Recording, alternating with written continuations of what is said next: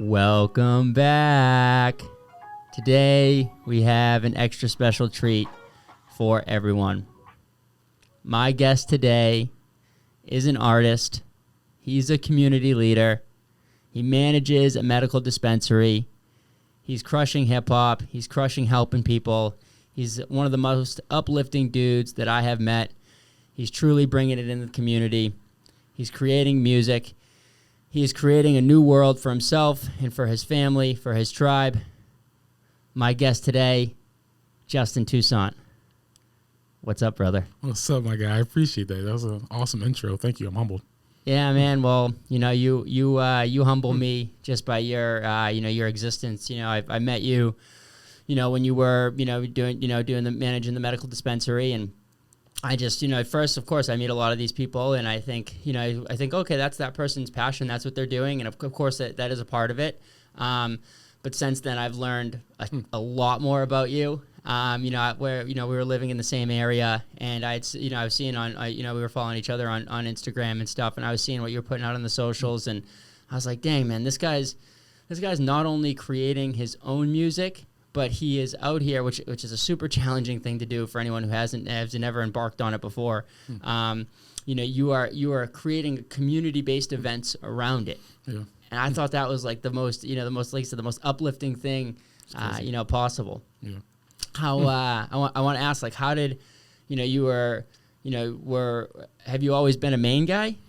Yeah, so not always a Maine guy. Definitely come from Florida originally. I was born there, raised there, spent about 20 years there until I started traveling in my 20s, and traveled for a couple years in my 20s. Came through Maine a couple times during those travels, and just always loved the area, and just always kind of dreamed that one day, like maybe I could move here, retire here, something like that.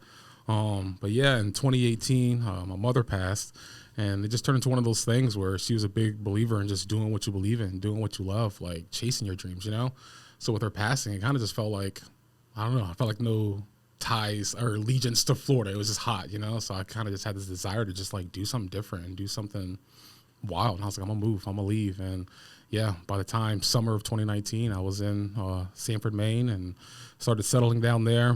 Got a job locally, working actually with the Kennebunk school system and the camp system, and kind of started learning the area. And that just snowballed into, working with the medical dispensary. It was just kind of a crazy, like, snowball. Like, I just went from living life in Florida, I felt like tragedy, had to reinvent myself, and then just like, I'm here in Maine, just like learning this area. And now I'm here, and it's crazy. Were you close with your mom? I was super close, yeah. I'm literally directly named after her. So her name was Justine, and I'm Justin. So yeah, I was just like, she's Tina. I'm the son of Tina. That's how I'm known as, for sure. I was always known as that. And now developing myself is like now trying to develop my name and who I am, like grow into the name and grow into who she was. But super close. She's definitely, I am the son of Tina. Well, man, I'm sorry for your loss. I love you. That's such a hard thing to go through. Especially someone that you're that close with. I would like to think of myself as the son of Christina. Yeah. That was my mom's name. Yes. She recently passed this summer. Yeah, I'm sorry about that. No, man, the cool thing about it is, like, I can feel it right now. The hair on my arms are starting to stand up, and that's how I know, that they're in this room with us right now, helping us bring the energy, seeing what their sons are doing, and in the world that they left. I love it. Left in their physical form, because they're still here. No, for sure. Which is a giddy up. No, for sure. It's an inspiring story. You were in Florida, and your mom, she passed away, and that was a tragedy. It's a trauma that most people our age, they don't not some people have to deal with it younger. Some people don't even have moms. Sure. Some people don't, but like. It's still, you're going through your own story, and you're going through it. So it's you can't discount it, right? You can't discount it. Yeah. And so I see it as like this, it's kind of like a rebirth. No, for sure. That's what you're talking about over here? Yep, for sure. I remember my uncle talking about like the chapters of life and things like that. I remember at the memorial service, my uncle, he told me, this is going to be the hardest thing you're ever going to face in your life, and you're facing it now. he said, from here, just climb. Like, just climb. Like, you have nothing to do but climb. And I still just remember that to this day. It's just like, it was the hardest thing I ever faced. And it was like, it doesn't matter the age. And like you said, it's like some people younger, some people don't have even a relationship with their mom. But when you do, it's like, it's a fabric tear, I think, to the spirit, because it's a paternal connection, you know, for sure. And it made me literally grow up like overnight. Like the song Tina Son, it's what it's about. Like, I had to grow up quick. I grew up that moment. Like, it don't matter the age. Like, you realize, like, it was the hardest thing ever. I remember the first thing I kind of wanted to do was call my mom. And I remember I couldn't call her because it was the reason that I'm going through what I'm going through, you know? It's like, you want to call your mom. Like, it was just like, what the heck? Like, I can't even call her, you know?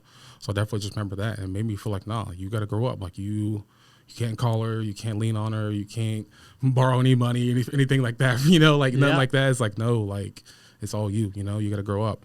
And for me, it's like, I made that decision, like, no, I'm not going to like waver. I know, like, in life, and I imagine you've experienced the same thing, where it's like, it can make or break you. It's like, am I going to just like fall to the wayside and just like become like a low vibrant, you know, person, or am I going to step up into who I was meant to be and become a vibrant person? And for me, I remember I was like, no, I choose me. Like, I choose life. Like, I choose, like, why not me? Like, that's what the song comes from too, as well. Where it's like, no, like, I am the son of Tina. She was the literal strongest person I know. I feel like everybody says that about their mother, and it's because they just have supernatural strength. It's a literal thing. It's a spiritual thing. And yeah, like, I knew, like, I had to step up, and yeah, I'm thankful. There's no shadow. For me, it's like stepping into who she called me to be too. And I know you feel the same things. Like, you want to make mom proud. And even if they're not here, it's almost a more driving force, I think, actually, ironically, to try to make them proud because they're not here. It's almost like you take advantage when they are here and doing what you want and living however, no matter the age. But when they're not, it's like, it actually feels like they do see you now, you know? So it's like stepping into the light. And for me, I'm thankful, like, yeah, I mean, I wish you could, you know, still have mom. Obviously, wish you still can call, but you can't. So it's like, I'm thankful for where I'm at now, because it's making me to who I am. Like, she's gonna be even more prouder because, like, she knows, like, no, that's who I am. That's her son, you know. And I feel like the same thing I'd imagine with you, you know, like, every step you take, you know, raising your son and, you know, just growing into the man you're meant to be, is like, you're making Christina proud. And that's what it's about. It's like, moms are everything, you know, and I'm thankful for that.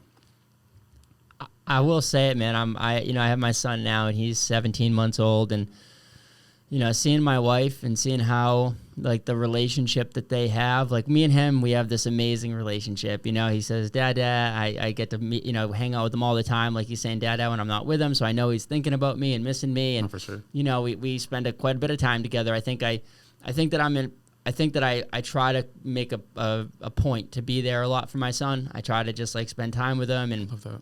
I had him this past weekend. You know, my wife was working, and, you know, so I had him for the whole weekend. And, you know, we're still together. We're married, but, like, I just had to watch him is what I'm saying. And we went swimming, you know, on one day, and I got to teach him these new moves. You know, he's swimming on his back and stuff, and, like, trying to cool. teach him that. And then we're, like, just doing things in the house together. And, but with that being said, the connection that you have with your mom is different. Yeah. It's different. You know, you're of her. You know, she literally gave birth to you. For you know, just as much. You know, the father had something to do with that as well. Yeah, it's different. Yeah. But it's different. Yeah. You know, this person just, like, because their whole lives change when we come out. You know, they have to care for us in a different way, and maybe not everyone has that experience, and that's really sad. But my mom wasn't perfect. She was far from it, and I still had that loving feeling. You know, she still provided that for me. And, like, to see my wife and to see, like, you know, my son, like, he wakes up and, like, all he wants to do is see mama. You know, mama. Sure. Not for sure. You know, he yells it, he screams like it. A mama's boy, yeah. It's real. Sorry, yeah, it's a real thing. It's a real thing, man. For sure. It's like it's definitely a real thing, and you know, it did. What did she want for you? You know, did she, you know, what was her, you know, like, dream for you? Or, you know, was it just for you to be happy, or did she want you to do something specific, or, you know, what was good with it? For sure. Happy. It's funny you say that. It's definitely, I think one of the last birthday cards that I had from her. She said that, you know, that I'm a blessing to her life, and that she just wants me to be happy. Like, that's the biggest thing. And I would imagine as a mom, as a parent, it's just the big thing you want for your child, you know, is for them to be happy. And that was the biggest thing for me. I know for her, it was for me to leave where I was. I think that was her innate feeling for me. It's just because she did 40 years working in the fields, you know, the farms of Florida, you know, like, that's like soldier life, you know. I think now, you know, even where I'm at my age now, I was like, let's go do that, like, and go do that 6-7 days a week in a 90-degree heat, tossing hay bales and feeding horses. And like, can I go do that right now? She did that she carried me up to the week that I was born, So, I mean, she was 9 months pregnant in the 90-degree fields of Florida, Like, when I think about that, that's like the shadow, like, that's like, she threw weight, she was known as a Haus. She was called Big T Haus, that's what they called her. Big T Haus. So like, she was like a Haus. Like, she won, Florida Farm Manager of the Year in 1996, the first female to ever win that. It is just known that it's a male-driven industry, kind of, in the horse industry. It's just known, like, it's just a thing like that. But like, Tina was a Haus, she worked with the guys, Like, yeah. She not only worked with the guys, she climbed to the top and won Farm Manager of the Year in Florida, So I say to say her big, I think, dream for me, though, wasn't to just be like working like in the heat all day, like for the rest of my life, like, with the accolades that she had, it's still like almost like minimum wages compared to this day, with inflation, like almost what she was making. Like, I'm making more right now than she ever did. Like, it's crazy to think about as hard as she worked, and as successful as she became at. Yeah. It's like, I think about that. It's like, it's humbling. Like, she worked so hard and I seen it, and it's like, it's crazy. Like, it's physical, she did that. And she didn't want that for me. And I know that. So she wanted me to like not get caught up in that lifestyle, banging my body, the heat and the knees and the back and the weight. And like, there's no insurance in that world. And like the things that, it's almost like this life was just it's a grind life. It's a farm life, like that type of thing. I knew she didn't want that for me. Like, so when she passed, that's why the dream of like leaving came about. Like, I knew I was working at that time for a farm feed company technically. So I was in the industry, like in that industry. Like, my job at that time was loading trucks and, cars with feed bags and hay bales. So I was kind of by proxy still doing the job, but I knew she wanted more than that. So when she passed, it was like, nah, like, I want to kind of fulfill what I feel like is the calling, which is being vibrant more so and being with people and like interacting with more so people my age and not just, slinging feed bags and hay bales, like not just using my brute strength, but using my spirit, and I knew she wanted that for me. So when she passed, that's why I knew how to make a change.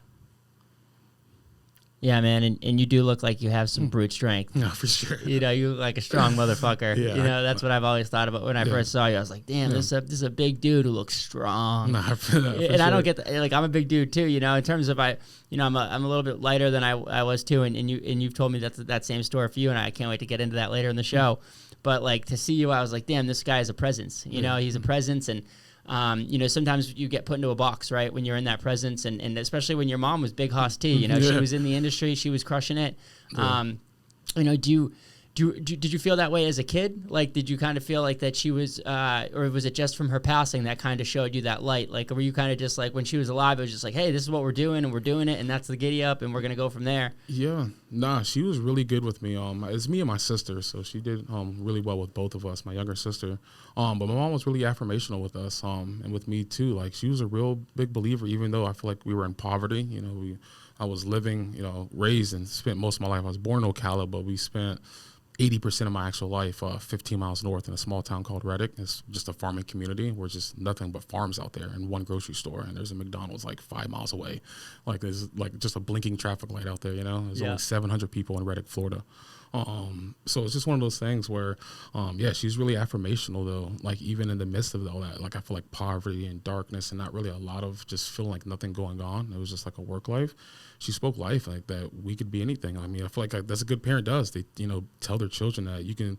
She used to always say with me, it's like, it's not even just put my mind to it. She's like, I can do anything I put my heart to, It's one of those things where it's like, yeah, anybody can kind of mentally muscle something up, but it doesn't matter if you don't have your heart in it. It don't matter if you don't have passion in it, And I remember she just was really good with me and my sister of just like speaking life into us and like believing that, yeah, we could always do anything. And like, it was never final. Anything is possible. Like, we didn't attend church per se like that, but she was definitely like a big believer in that sense where, God, and she instilled God in me at an early age where it's like, no, like, there's a divine order to your life, and things are working in your favor. You might not see it now, but you'll see it eventually. You don't have to understand it, but just like keep following through with it. Like, she was really good with both of us. So just like, I think it's because she went through so much in her life. I think she went through, she had my eldest brother through a different father when she was 16.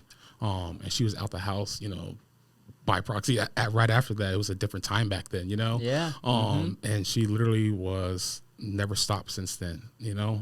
And I think it was one of those things that Stepped up and did what she needed to do for her family. Yeah, bro. So adversity, I think she just been through enough herself that she was able to instill in us to not be defeated. And I think me and my sister the same way. We're both resilient like that. And I think a lot of people, you come from like a poverty style lifestyle, you got to teach yourself to like strap up and, you know, to always be ready. And yeah, I think she definitely instilled that in us. Yeah, man. You know, I can relate to like a certain extent. I wouldn't say that I had everything I ever needed, you know, going, you know, in life and stuff. And I wasn't say that I grew up in poverty, but like for the town that I lived in, I was definitely like one of the poor kids. You know, I was one of 5, and my dad worked in the union, and my mom didn't work, and there was days when I was going to school without lunch and stuff like that, you know, with no lunch money or no food or whatever. And like, I had to kind of figure that out on my own, sometimes. And like my family, like, you know, I didn't get the same. And I love that you got that, you know, and that's what I'm trying to do for my son. And what I will do for my son is, you know, letting him know that he can do anything. Yeah. You know, I think my dad, you know, he just was so good at what, you know, he did to make money for the family. And he just thought it as a one-way thing. Like, okay, you just need to get a good job so you can make money and not necessarily care about passion. And so like me as a guy who, like, my older siblings, and they went that same route, and they're being successful in that. And I kind of have, you know, flipped that on its head a little bit and said, okay, well, I need to figure out how to create my passion and create what I want to do. And it's amazing that you had that within you, you know, like, how old were you when she passed? Yeah. So when she passed, I was 28. So yeah, it was, just like 5 years ago. It's, not too long ago, but, 28. And it's almost how a lot of people say, like you said, you know, you get that a lot. And it's just like, it's crazy. It's just like the stages of life that you just never know, like the chapters of life of what is going to happen. But I look at like the 28 chapter of my life is how I look at that for sure, is where things definitely changed for me. Yeah, man, I was, right around that time, you know, I mean, I think I was maybe like 26, 27 when I moved back. I had some struggles, you know, and I had to move back into my house with my family and my dad and try to just make my way a little bit and get healthy. And definitely. Maybe it wasn't the best place to get healthy, you know, but they were there for me. They were at least physically supporting me and being there. And then, you know, once I met my now wife, it's like that's this time that I see the next chapter of my life starting, where I became the person that I am today in front of you. And it's like, as long as you're on this consistent path of growth and transformation, that's what I think is the most important thing. For sure. You know, you mentioned something earlier that, like, you know, living at like a low vibration versus living at like a high vibration. I'm curious about like what that means to you. Nah, for sure. It's just that, you know, energy is real. And that's one thing I think my mom really instilled in me as well. That the spirit is energy. And that, like, it carries on. You want to be known. You want to be remembered. You want to make an impact. And she just put that in me. And I learned that, you know, it don't matter, you know, the space that you're in. I feel like the space that we were in was kind of like, I could consider it, I won't say a dark place. It was just that there was nothing going on there in Reddick. It was just like farm work and just kind of like poverty, and just like it felt like, I don't want to say like low vibrational, because like the people were there amazing, so I'm not saying that, but it just felt like there was nothing much going on. And I felt like for me, and I know she wanted for me, it's like I wanted more going on. Like I wanted to be more vibrant. I wanted my energy to be able to to rise and be as large as it wanted to be. But it felt like I felt like I was kind of like I don't know, suppressed. You know, I feel like it could only go so far. You can only do so much. You know, stuck. It's just like, and there's a lot of places like that all across America where there's a lot of, you know, high vibrant people, high energy people who are stuck in stuck situations where they don't know what to do or who they are. And for me, I just had to figure out who I was. And it's been a process of figuring that out through my 20s. And I think, again, her passing just kind of just concreted that for me, where it's like, now, like, I know who I am and I know who I want to be. I just got to actually step up to it. And I knew I had to get out of the environment. It's just like, it's not a bad thing. I love my home. Like Reddick, like I have dreams of like even having land there one day, you know, and like having a place like that's my home. Like I wish I could drive through Reddick, you know, right now. But it's one of those things for me. I just felt like it was an environment that I couldn't grow in. I looked at it as the soil, as what I kind of viewed it as leaving. I just knew that the soil wasn't working for me. I wasn't taking root there. I wasn't growing. I knew that. And I knew I had to leave it. And I love Reddick, and I miss it, but I knew I had to get different soil for me to actually grow and to become who I am. And you just decided because you had been traveling a little bit beforehand, and you had been, you'd been working, going to different places. Had you gone all across the country, or where did your travels take you to? We did. It was me and 3 of my best friends. We started our own nonprofit. So we went all the way, and that was kind of even me back then, kind of a first attempt of like, okay, like I want to help people. I want to serve people. I feel like my core belief, even now and back then, was that we're all meant to serve. It's a biblical, belief where it's like, no, like, all of mankind, we're meant to help each other and serve each other. If we were just one person here, that would be it. But the fact there's billions of people here, we're meant to help each other. We're meant to do community together. We're meant to build fires together. We're meant to try to feed each other. We're meant to grow plants together. It's just kind of like a community thing. I wanted to leave and just try to, even back then, to start an aspect of serving. And that's what the core belief was for that nonprofit. So we did end up traveling 25 states, so over 3 years. So we did make some good traveling aspects and some good progress.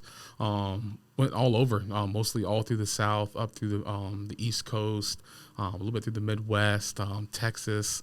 It was kind of wild. And to me, it taught me, again, just learning who I am and learning people. And it's just an aspect of growing as a man, of just being in different environments, not knowing your surroundings, and kind of locking in, that type of thing. It was a fun time for sure.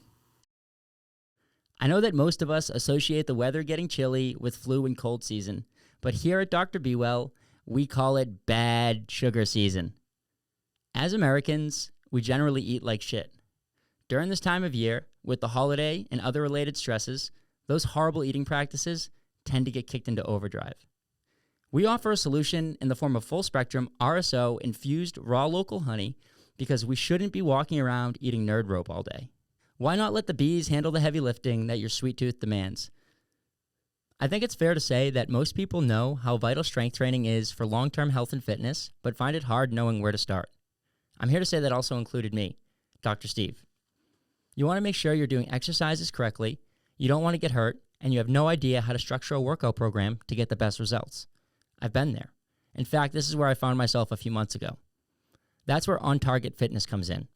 At On Target, every client gets their own custom strength program, tons of individual attention in their unique small group format, and the common sense nutrition and health coaching necessary to make a lasting lifestyle upgrade. As a new member of On Target, I'm not only seeing major changes in my body, but also my overall quality of life. In the past, I've struggled with using proper form. Well, let me tell you, whether it's Coach Joe or Coach Ryan, they've got you covered with technique. Even movement patterns as simple as walking have improved since I've started. When I was working out by myself without a program, I was often lost and lacked the motivation to challenge myself. Not at On Target. The energy and support in the group dynamic is truly game-changing. I have so much fun every time I work out. If you're ready for lasting change, don't hesitate to schedule a complimentary strategy session at www.ontargetfit.com. During this session, you'll learn a lot, make a plan, and only move forward if it's right for your budget, schedule, and goals. I met with Coach Katie, and she was awesome. So please, if you need that giddy up back in your life, get on over to ontargetfit.com and schedule your session today. It sounds like a really cool experience, and a really cool experience for a young man to have. And it seems like you guys were doing some good work. You were traveling all over the place, and you were learning. And that's a huge ethos of this show, is to be who you are. Be who you are. And to do that, you have to figure out who you are. For sure. And so on this journey, you kind of figured out that you wanted to, build with people, and you wanted to serve other people. Mm-hmm. Tell me a little bit about that. Yeah, it was just an aspect of, it was me and 3 of my best friends, where at the time we were all working minimum wage jobs. So I was working at McDonald's, another one was working at McDonald's, one was working at Honda. We're all young 20s, just, doing our thing. And it just became this thought. I was like, man, we're working, but for what, or doing what? We really kind of all had this kind of symbiotic feel of what we're doing here.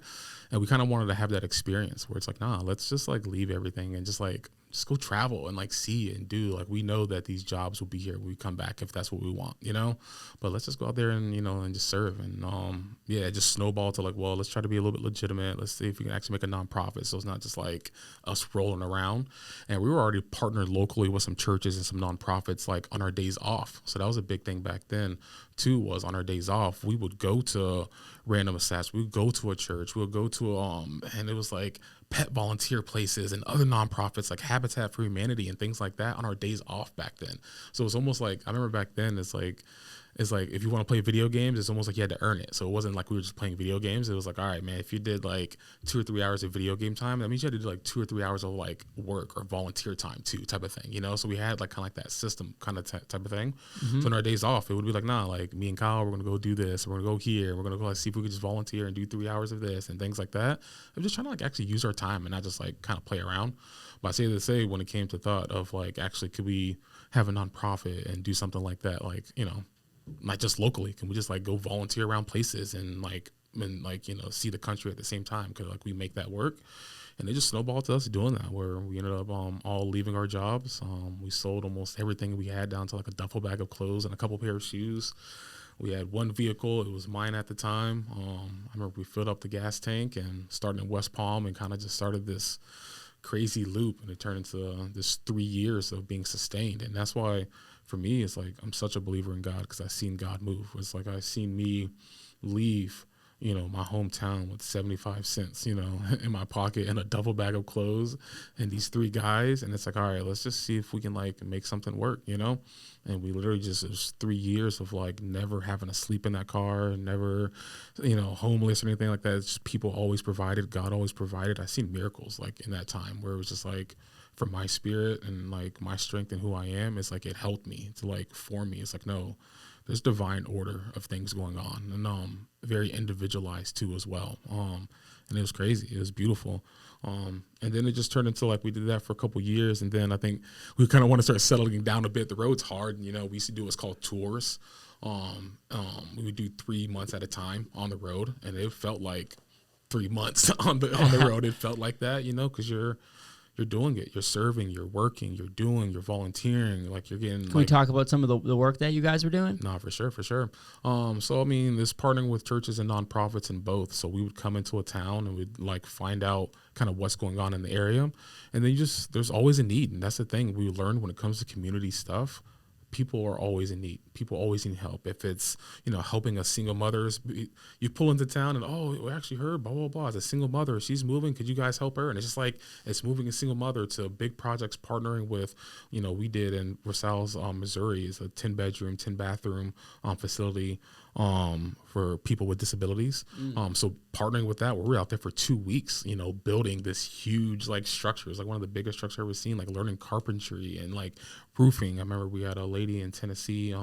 She was through a church and she was partnered with, and she had like major roof damage. I guess insurance quotes were too high, but a local church, they knew a guy that did roofing, and they can get supplies, and they just need some extra hands, that kind of thing. And it didn't turn into a week of us rebuilding a full roof on this lady's house who had cancer and things like that. And it's just like, I mean, just so many stories. I mean, it was 3 years of stories like that, of just like every city you go into, you'd be surprised. There's like a divine order of just like there's a need, and we would just find out the people. It was just like it was spirit led, is what I said, and it just always felt like there was just always a need. Yeah, heart led, you know, Yep. spirit led. I can definitely like resonate with that. We had a gentleman on the show recently, a nonprofit called Annie's Angels, and their mission is to help people who have any type of, you know, disability, disease, or, you know, life altering diagnoses. You know, and one of the stories that he told me was that some lady didn't have a roof, and she wasn't able to pay for her roof, and they by figuring out this company and connecting this person, there's always people out there who are willing to help. And I think like in this day and age, we constantly think the world is a tough place right now. And it feels like it's getting tougher sometimes. But like I take hope in that. I see what people are doing for the community. I think that like the big corporations, they're, you know, strangling people as much as they can. And but there's still so much goodness in the world, and there's still so much. Crazy. Yeah, it's crazy, and I wish people paid attention. I wish that stuff was on the news more. Yeah, for sure. That's what I'm trying to do with this show, is like bring this stuff to light more. That there is, high vibrational people who are, in, maybe a low vibrational setting, and they're just looking for a little bit of hope. And then there's a ton of people who are helping each other, even if they're in those low vibrational settings together, and that's raising the vibration. And for sure. I think that, I just think the energy is just amazing how people can do that for each other. And like, guess what? If you do something there's no better feeling in the world, is when you can do something for someone else and you can change their life, but just by doing something small. For sure. You spent a week out there and you affected that woman's next 15, 20 years, if they, or whoever lived in that property for the next 15, 20 years. Yeah, no, I was gonna say it's wild that you say that, because that's one of the big takeaways that I took out there. Like it strengthened my faith and my spirit, where I saw so much goodness out there, so many good people. Like it's just like, it was wild, like the love that's actually out there versus sometimes what's, I think, displayed, or portrayed, type of thing. Where it's like you're actually sometimes out there in the communities. It's just so much love out there and just so much good things. And even when there's people rallying around each other to make it better, if not so. We just like, I feel like it's so much, you want to see so much more of that, seeing the good things, that Mr. Rogers type of thing, like seeing more of the helpers, that type of vibe, because there's so many helpers out there. And I just want to just try to keep helping, whatever that looks like. Yeah, for sure. And now I think it's cool, because at first you said you weren't really brought up in the church, but you had a good understanding of God, and you had a relationship with God, and then that allowed you to kind of get more into the church life, because you were partnering with a lot of these churches and nonprofits. I think that's so cool, man. I did. I will say I met a mentor. I went through a point where I was like definitely trying to find myself, and he was a pastor of a church locally. And yeah, we would just meet for coffees. It was like every Tuesday for like a year. And he really just helped me. It was more so, instead of being like, doctrine minded or religious in a way, he was like such a dude. I remember he was like in a rock band and stuff like that. And he was like a cool guy. And he definitely was like, he just see that I was just a young guy just trying to figure myself out. And he wanted to try to like, I think, beat me over the head too much type of thing. And he definitely just let me talk and just like ask questions. And well, why this? Well, if God is this and why is that? Kind of like that kind of thing, or just like sipping coffee, that type of thing. But he helped me kind of like understand a little bit more, I think, of the spirit world, I think, and that the core, I think, base function of all of us being here is to serve. I look at somebody like Christ. I feel like Christ to me is the biggest idol, mentor, anything that I can look forward to, is Christ, and when I think about that, it's serving. Serving is the only thing that we're meant to do. If there's nothing else that I do, if I don't do music, if I don't do anything with my own purpose, if I can just keep helping people and serving in some kind of way, I feel like we're fulfilling a role. We're all meant to serve. I see like the bees, and I think about that, the unit that they play, in collecting pollen and, making bee and making honey and all that kind of stuff. I think it's just like a unit that we're all meant to work together and be together, like family, brothers, sisters, moms, fathers. Like, it's just like, we created, I think, a big unit of a machine here kind of in this Western side of the world a little bit. But the base core function is to love one another and serve one another. I really just believe that. And that's all I want to do. Yeah, we got to, I'm always saying this, we got to take one from the bees. The bees, they work so collectively, together for the higher good of each other. And they're always just trying to serve. They're always trying to help, like even the queen, who people thinks is like the leader. And yet, sure, she is the leader, but that's not, that's not like not in a negative way. She's doing just as much work, in producing the babies and directing everybody with her pheromones and making sure that everything runs. She just has a different job. She's serving in a different way. And like we all have different ways to serve. I will tell you something about the bees that's funny though, is they're such an advanced species that they only use the males for procreation. So the males, they don't do any of the work. They don't help raise the brood. And so the queen creates probably about like 30%, 20% of the hives. She creates, that many. They're called drones, and she creates that many boys every year. And then at the end of the year, at the end of the season, the workers take them and kick them right out. Dang, that's crazy. It's that's crazy. Wild. It is wild. Hey, but they serve a purpose, though. They serve a purpose, and like we need to, as a species that's 2 million years older than us, us as men, we need to realize that, like, hey. We talked about our moms, like they are the ones who give birth. They do have a level of control that we don't have, that they, eventually maybe they would be able to, kick us out. I don't know for how sure. they're gonna do it, but Not for we gotta make sure that we're taking care of each other. And I'm glad to see that, like in our lifetime, it's definitely a lot harder for a woman, than a man. It's definitely it's definitely a lot harder, for a person of color than it is for a white person, and so like just paying attention to this and having it be a thing that we talk about is is important. No, for sure.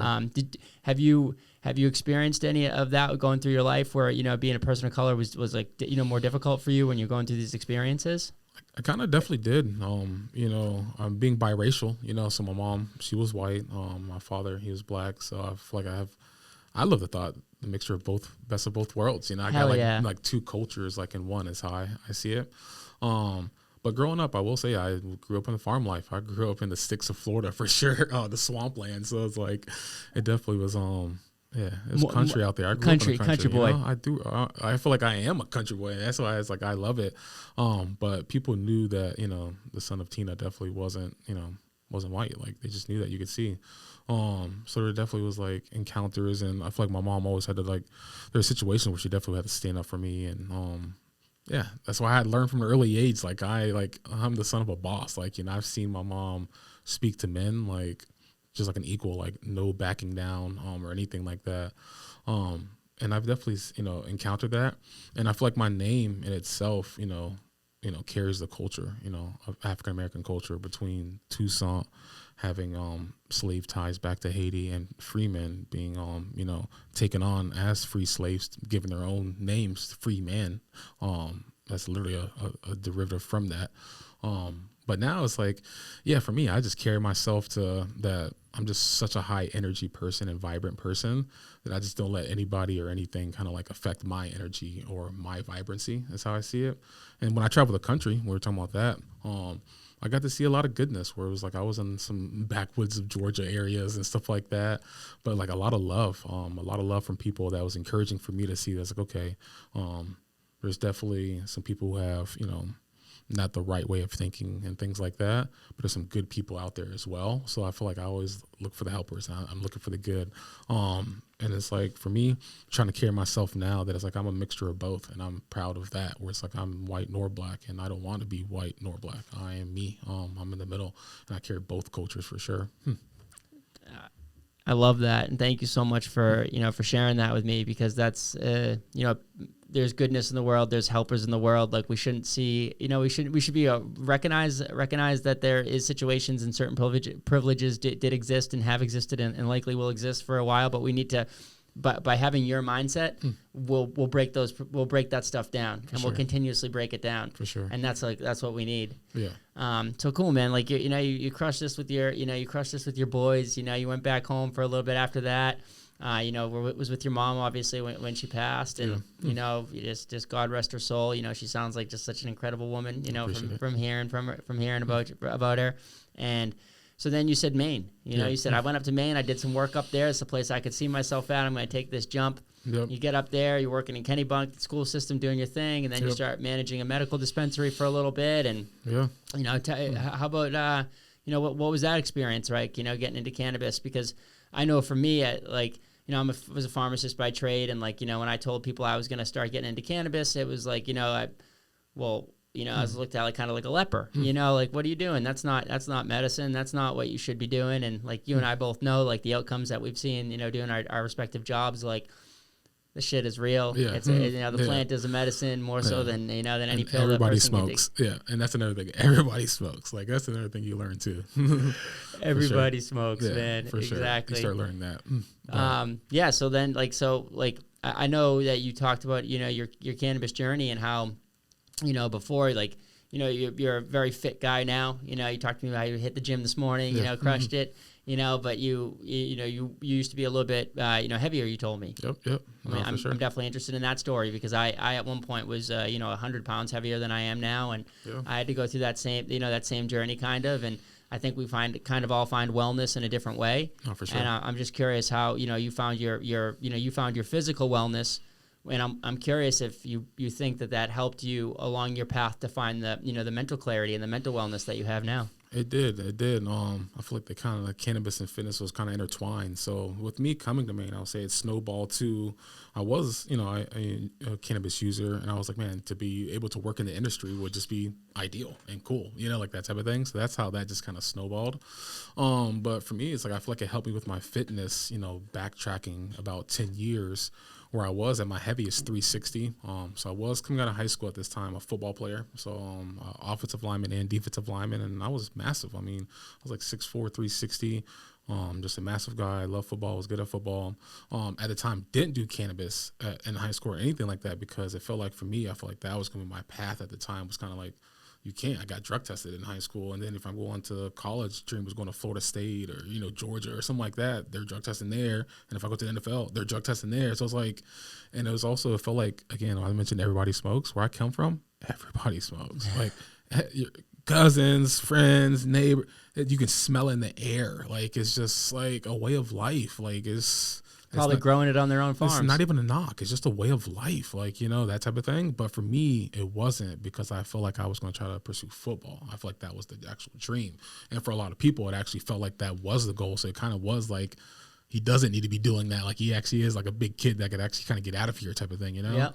But I didn't take like school just wasn't going well. I feel like my grades to actually get a scholarship wasn't like where I really needed to be. So long story short, I ended up going to community college for a year. Wasn't super locked in. I think it was just like not as motivated as I should have been or could have been. I think it was like kind of like the circle around me, just like in the environment. It just wasn't super motivated, especially without football. I didn't have football at community college. I was just there to do schoolwork to get my grades up, and it felt like it was just too much.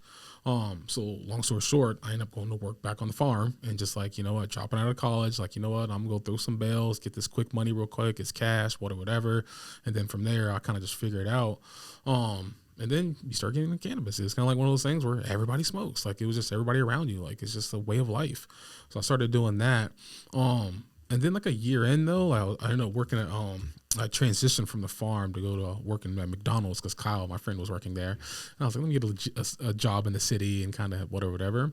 But it was one of those things where cannabis started coming in where I was already partaking like recreationally, but I viewed it as like medically. Like when I started using it, like it kind of felt like I enjoyed it. I felt difference. Like my body felt better. Like after workout, like we go to the gym, after McDonald's and things like that. And I just felt like I felt better. I'd bang my body with these weights, and then we would smoke after, and I just felt good. Like I knew it was doing something. And then it got to a point where I definitely felt like I was just like too big. I just knew I was like, and I just like felt like I wasn't as confident as I could have been or should have been as well. I just wasn't at a good point. Not comfortable in your own skin. Yeah, just that's really how it was wasn't. for me, for sure, man. I didn't know who I was, and I felt like I wasn't really doing or being who I wanted to be. I kind of felt like that type of thing. So I feel like as a guy, I was going to the gym. I was like, man, like I had a football background, so I'm used to like lifting weights. I was like, man, I wonder if I can get some of this weight off me. I was like, I'm not playing football anymore. I was like, maybe it'd be like a goal, something to achieve. So then, I just took like the next year where I wanted to try to see if I could like just truly cut out all things, cut out the sugars, cut out the fried foods. And I was smoking this whole time with cannabis. And I was like, I knew, and it's like how you talked about, whereas like, smoking does, cause the munchies and cause you want to eat and things like that. And it's like I told you, it's doing its job. I fully believe, especially now being in the medical industry and learning the plant and the testing profile and the terpene profile and the cannabinoid profile and learning all these things, the plant has a job and it's doing its job. You have to respect that, not knock it. Oh, well, it makes me tired. Well, yeah, you smoked a heavy indica. It did its job. Boo-hoo. Like it's not its fault that it did its job, So I kind of knew that even back then. I was like, yeah, it would make me munchies. I'd smash a whole little Caesar's pizza and things like that. But I knew I wasn't supposed to be doing that. Like I knew I wasn't really supposed to be eating a whole box of pizza. Like I had to get in this mindset. I started telling myself, man, you got to eat like an average human. Like you can't just be eating just because you're massive and you can smash a whole large pizza doesn't mean you have to. Like, it started kind of getting to that thought for me, type of thing. And even with cannabis, it was like I knew mentally that I had to get tougher mentally. I knew that. Like it was just like a football thing too. Football plays a lot into it. I think football teaches life lessons. I think sports teach life lessons. Definitely sports teach a life lesson. Life lessons. And I knew like mentally I had to get tougher, and I knew that was the thing. So it's like, yeah, I still want to smoke because I still enjoy it, but I don't want to have to feel like I have to like beat myself up or I can't do this. Like, just don't eat the munchies. Don't eat the extra this. Don't buy the chips. Save yourself some money and don't buy the Doritos. You know, like I was like, I had to start thinking like that. And it became a journey over the course of a year of losing 145 pounds. Not the full course of the year. I'll say like it was like 80 that first year. The next year, 2 years, in total 145. It took about 2 years. But that first year though was like, I call it the sacrifice year, where it was just like, no, like I was like, man, like lock in, like mentally, like even with smoking, like it's like boot camp, like that type of thing, where it's like, no, like no fried foods, no sodas, no excess sugars. Like, and I did this while working at McDonald's too. Like I was working at McDonald's, so I was around all that stuff too. And I just had to learn how to do different things, taking off the buns when you do, you know, the meat, or, you know, just doing, you know, wraps only and grilled chicken. Like I had to make a lifestyle change. My mom had diabetes as well. So I kind of like, I knew that was a major thing at the time, where I just knew that if I kept this pace of being 360 for the next decade or two, it probably is going to wind to some repercussions for sure. But I did all this while doing cannabis as well. And I had to just learn how to like use it, not just recreationally, but I learned, I think then, how to use it medically. Truly, just after my sessions, I would do conditioning on the farmland. I would go after working, you know, an 8-hour shift at McDonald's, 11 to 7. I would go park the car, leave the headlights on in the pasture, and I would just run gassers, you know, for an hour. And as soon as I was done, I'd spark up. Like it was almost like a celebration. Like, you can't spark this until you finish this first, you know? Mm-hmm. And it kind of turned into like a reward mentality to like, and also to ease the pain of just running for the past hour and just like, you know, everything sore type of thing. Mm-hmm. I just use it as a reward. And I think I learned how to use it medically versus recreationally. And now it's come full circle though. When I came to Maine, I didn't know I was going to get into the medical industry. Like I didn't know that. But I knew I wanted to learn more about it medically. And I knew that it was like a robust industry here. I knew that too. Like Maine, from what I've experienced and seen, has one of the best medical grade flower markets across the country. Across I think the best. I could say probably it would be the best too. I could say it really could. So I say to say I wanted to learn more about that. I'm like, man, like now I'm here in Maine and I was transitioning. I had to end with, you know, the schools and working, things like that. And I love working with kids and like, you know, mentoring and things like that. But then I had this desire to learn more about the medical industry, and I just got to end with the medical dispensary that I'm at now, or just kind of by proxy. I was a patient. They kind of just liked me a lot and just, hey, like, you looking to, you know, do this, do that. They actually needed some help moving something first. They needed muscle at first is what it was. And they're like, oh, you're kind of strong too. Like, okay, that's a benefit. Like, oh, you want to stay here? You can just do odds and ends. And it just snowballed from packaging and like trimming to now being the manager of the actual dispensary and actually learning now fully about the, you know, the plant. And the plant's a miracle. And it's crazy now. Yeah, the perspective that you shared with me, I thought was really brilliant. You know, with, you know, the plant is doing its job, and in terms of like making people hungry, and the plant is doing its job in making people and being an appetite stimulant. That's like, it helps so many people with eating disorders, people with cancer. I saw my mom go through it. You know, she wasn't a cannabis person at all. And then, you know, by, you know, instilling it into her life, you know, she was able to eat, you know, more wholesomely and put on some more weight at the end of her life. And, you know, that was incredible to see. For me, it was, you know, for me, it was always like a mental thing in terms of like helping me with my, you know, my anxiety, you know, some of my depression, you know, just getting through the day sometimes. That's what really affected me and helped me a lot. And I just, your perspective that you shared with me, that like, cause the munchies is a thing that I definitely deal with. It made me hungry, you know, it's doing its job. And I wasn't, there's periods of time in my life, which I didn't even realize I was doing it, but I was increasing my discipline, because if I could smoke and I could, or engage in edibles, and I would, you know, and I'd get that appetite stimulant feeling, and I could, you know, dissociate from it being, hey, this is just my brain telling me that I'm more hungry. I've already eaten dinner and I had a little bit of dessert. Yeah. I don't need to go and smash the rest of the pizza. I don't need to go eat, you know, 10 granola bars and whatever I can find in the fridge. For sure. Like, so like like, I thought that was a great perspective, that it actually helps with discipline. If you can, you know, you'll be more mentally focused if you do partake, and then you are able to not eat and to, you know, overcome that. I thought that was a really cool perspective, and kudos to you, man. 145 pounds. That's no joke. Yeah, it's definitely crazy. Same to you. I mean, losing 100s. I mean, kudos to anybody on the weight loss journey, because it is a journey. For sure. It's I feel like it never ends. Even to this day, I feel like, you know, probably same for you, where it's like, there's always like cravings. There's always, food is great. Food is nourishment. Food is good. Like, it's not a knock on food. It's just learning moderation is what's good. You know, it's even better. You know, that's what I had to learn.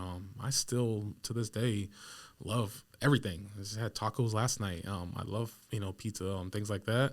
But I had to learn a healthy relationship with food, and like in proper moderation. Like I said before and earlier, I had to say, like, man, eat like an average human. Like, there's a reason why there's like nutritional recommendations and things like that. 2,000 calorie a day diet type of things like that, because it's like it's trying to stay within like guidelines and like, having proper carbs and proteins and sugars, and not super excessive sugar or super excessive fats or super excessive carbs. Like, not trying to have like an unbalanced diet. Is one thing that I really wanted to learn. And again, that kind of comes from some football background where it's like learning like nutrition and things like that. And now just trying to have a proper relationship still to this day. And talking about with cannabis, it does. Even to edibles, I've been through all of it. And I, reference the honey here, where I always say, even working now in the market, in the industry, and also partaking, that edibles cause to me the most munchies as well. I always say you eat it and it makes you want to eat, is how I see edibles, is that process. Flower obviously does too, but there's something about edibles that I think it makes it even more so. But it's just kind of like learning and like overcoming that, and also just being tougher, like discipline wise, where it's like, yeah.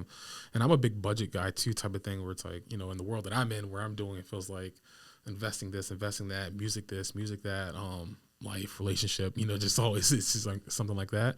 I even view nutrition where it's like, it's an aspect. It's like, why would I spend, $5 on a bag of Doritos, which feels like that's the price nowadays, Yeah. It's like, why would I spend $5 on the Doritos, where I'd rather put 5 towards another bee, or 5 towards, get my girlfriend flowers, or 5 towards, just something more intentional versus just 5 a day. They say you spend 15 a day every day, you're spending $5K a year just in miscellaneous stuff, and I apply that kind of to food as well, where it's like, it can't even enter my body if I don't swipe my card on it. That's how I see it, if I don't pay for it. So you can't even get in me, Yes, sir.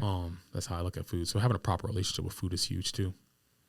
Yeah, it's having a proper relationship with it is huge, and like especially in this day and age where it's so challenging for us to actually find proper nutrition. I mean, it's challenging. I shouldn't say it's so challenging. If you're really smart about it and you're going to your grocery store and you're staying to the outside, the outside, aisles. I just feel like I go into like even a place like Trader Joe's, which people think is like, a healthier grocery store, right? It's like, it's just, gluten, it's wheat, and it's, grain, and it's sugar, and mostly sugar, and it's like, damn, bro, like this is not, this is, pretty manipulative, it's a manipulative practice. And like, so you got to be strong and you got to know what's good. And, and that's all through like education. And then like, they've created these foods to taste really good, and that, the Doritos, even the way the mouthfeel and all this stuff, it's all scientifically studied. And like, so true. It's so true. So it's like, you're better off just like, if you can't have a proper relationship with it, definitely avoiding it is the right move. Yeah. And if you can't have a proper relationship with it, everything in moderation is, is okay. Yeah. Moderation is huge. Yeah. Yeah, for sure. I'll say eat that fried chicken, but just moderation, not the whole like bucket type of thing. It's like the type of thing you have to learn. And that's just, moderation is key in anything in life. Yeah, so I love that. Yeah, man. Now, when so this is, you're doing the dispensary, you're starting to find yourself a little bit, starting to find your passion, you're feeling a little more comfortable in your body. When did you decide that you were going to start to do music and become an artist? Yeah, so started working at the dispensary I think in like 2020, and music was definitely always on my heart. I feel like even when I was in Florida, I mentioned to you, I was writing poetry, and I've always been into creative arts, kind of like outlets, things like that. And music was like always a desire. I love music. Music's a way of life. Like, I don't know, like I just all kind of music too, not just rap. It's like I love all genres of music. So I just love music, and it's always one of those things of having this dream and desire to do it. And transitioning up here, I didn't know how or what, but it got to a point where I started just listening to instrumentals. So that's just beats with no music on them, no lyrics. Started listening to those as almost like inspiration, just like something fun while you're in the gym or just like things like that. And then all of a sudden, like I feel like if you're creative enough, it's kind of something to come about, like a chorus, like starts coming about. And that's just how it was for me. It was just like I just came up here and I just had this thought, like I didn't know what I wanted to do, but I do know I wanted to encourage people. Like I knew that I wanted to just be with people and find myself again and be vibrant and be inspirational. Like I wanted to be that. And I feel like music was a platform and an opportunity to do that. Is how I seen it. It's an opportunity to get one person to listen to you or to get 1 million people to listen to you with your message, and your message can matter or not matter. But for me, it was just like, it just started this process of writing. I was writing, concepts started coming. We talked about obviously the passing of my mom, and I feel like a lot of the inspiration was coming from that initially. You look at a song like Tina's Son, obviously, it's just a direct reference to this thought. Like, in life sometimes we're forced to grow up quick, but that's not a bad thing. Sometimes you grow into who you're meant to be, grow into your body, who you're meant to be. A song like Living Proof, like I mentioned, is a song where, even I think people around me, I was so close to my mother, thought that Justin wasn't going to bounce back from this. What is he going to do this? My own family thought I died, bro. Like they thought I died, not Tina, like that type of thing. It was like just that catastrophic. Yeah, those rumors are true. It was like, nah, I'm back and I'm well, and why not me, obviously, with the shirt and like the brand that it's becoming. I'm on my way to heaven, but I'm going through hell. Like, why me? Nah, why not me? It's just kind of like all those were coming and stemming just from that passing of my mother. So I say this, I obviously was going through, I think, a lot emotionally, and that's where a lot of that creativity was coming from, though, was like, as an outlet. And yeah, I said within a year, I got linked up with an engineer in Lewiston. His name's John Zebley. He's considered one of the best in the state of Maine also, and not just rap, is all genres. He's incredible. I was referenced to him. I said, a guy wants to do some music, wants to do some recording, and from there, we just kind of started that process, and John's been awesome from the first time, me being a super newbie, greenie. Like, I didn't know what I was doing. Like, I had songs, and at this point, I would say I got songs. I got, like, a lot of songs behind me written type of thing, but I never recorded. I never actually went in there, put the headphones on kind of like this. I could hear him. He's talking to me in my headphones. So you're kind of like trying to like compartmentalize him talking to you, and like I can hear him and he can hear me and just like, all right, let's do this, like that type of thing. My first song I recorded is a song that's still unreleased. It's called Bright Boy. It's just this thought where it's like, like no matter the environment that you're in, you got to shine your light, be bright. And I hope to release it one day, but it's one of them just kind of hold on to. But it's one of those things where let's do Bright Boy first. And if I feel like I can actually do this and not get booed out of here by this engineer, this professional engineer, if he just doesn't tell me I'm terrible, we'll do it again. And I'll get better and we'll do it again. And that was my first. It's almost I approached it like an athlete. I didn't know what I was doing, but I'm like, if I can do it and get the feel of it with the proper guidance, I think I can do it again and replicate it again and get better with each rep. And then I started recording in 2022 officially. And then I didn't release until almost the end of that year. So 2022 was almost like the real monumental year, I would say, as an artist, where I actually got linked up with an engineer to help me record my thoughts and my creative expression. And then at the end of that year, I released my first track. Crazy. Yeah, man. It's like, I do agree. It's the only way is through. You got to do it to show it, to be it. You have to go through it. For sure. And like, I think anybody, I had referenced to you that like, and I thought before this, like, I don't know if I have any of this talent. I don't know if I could produce a podcast or any of this stuff. Like, but you just go through it and you learn as you go. And the more reps you put in, like anybody can be good at anything. Sure, there probably is some people who are like naturally musically gifted. Yeah. Those people definitely exist, or they hear it differently. Definitely. But there's, I guarantee that a lot of artists out there who are famous and make a lot of money doing this, they went through the work. They liked it. They were into it. They were passionate about it, and they just kept doing it until they got good enough for other people to listen to them. Yeah, and I'll say real quick too, learning music and artistry, I want to get so much better myself as an artist. You learn too.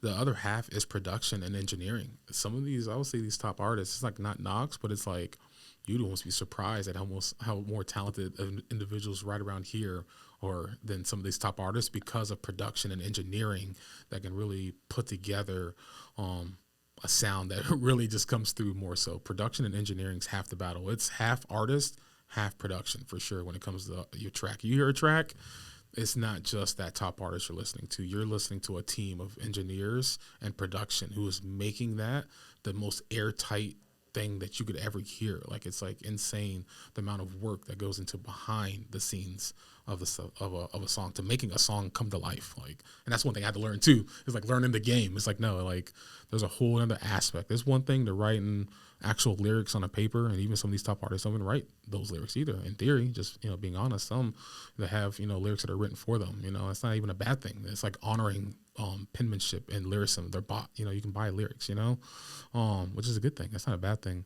But I say to say it takes a whole lot to go from lyric to actual production to actual hearing something on iTunes or Apple Music or Spotify. Like, the process from A through Z is like A times 1,000 to get to Z for sure.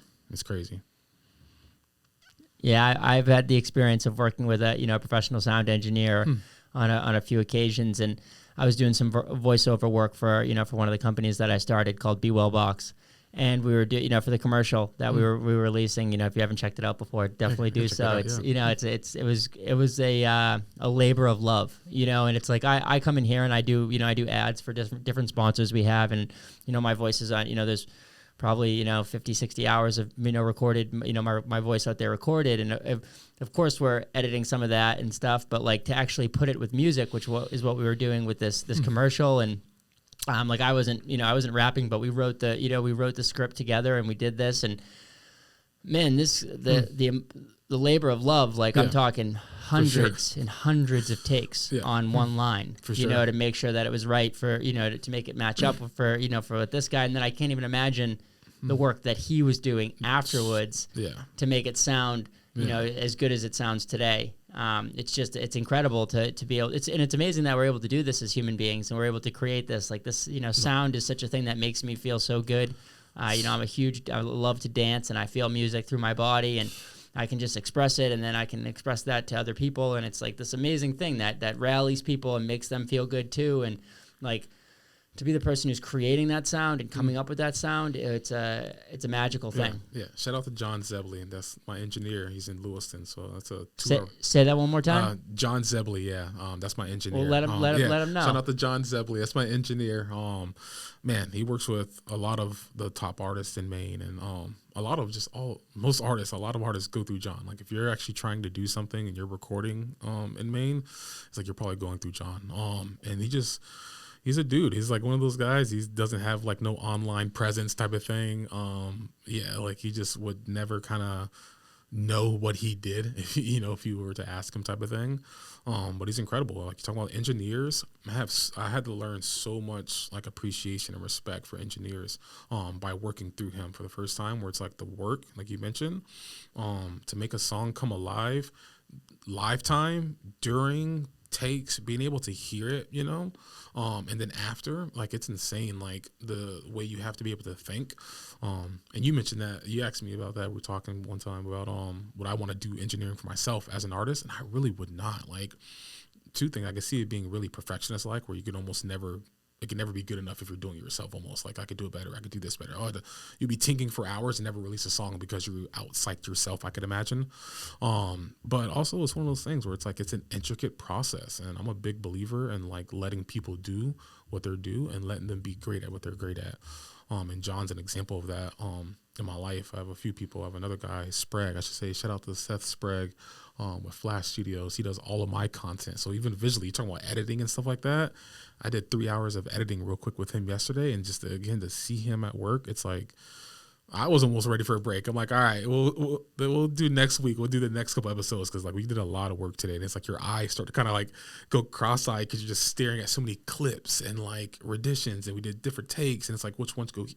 It's a lie. So I say I have so much respect for like engineers and and people who do production and editing, things like that, because it's so much work. But for a song, I kid you not, if you hear a song on a platform, it's half artist, it's half engineer. And the engineer does a lot of that work. Like I feel like as an artist, almost like you just kind of step up to the mic and kind of just like you kind of do your part. And like if you have a really good engineer like John, like he just pushes you and he'll have you do another line just proper. He doesn't like the pitch. He doesn't like the cadencing. He didn't like the spacing. He didn't like that. And it's like, not that he didn't like it. It's just like, it's even for himself as an engineer. It's like his profession. He wants it to sound good too. Cause it's like it's his work too. It's a reflection of him. So it's like, it's like, if you don't sound all the way good, bro, you're going to do that again, because we both want the best product. It's not just a paying client that's just trying to pay him. It's like, it's kind of a reflection of his work, and he works like that. But engineering is insane. And I'm thankful. I can't wait to record again. Like I was just talking about that this past week, like the process of recording and working with an engineer, it's definitely a relationship. And I just can't wait to even get back in the studio.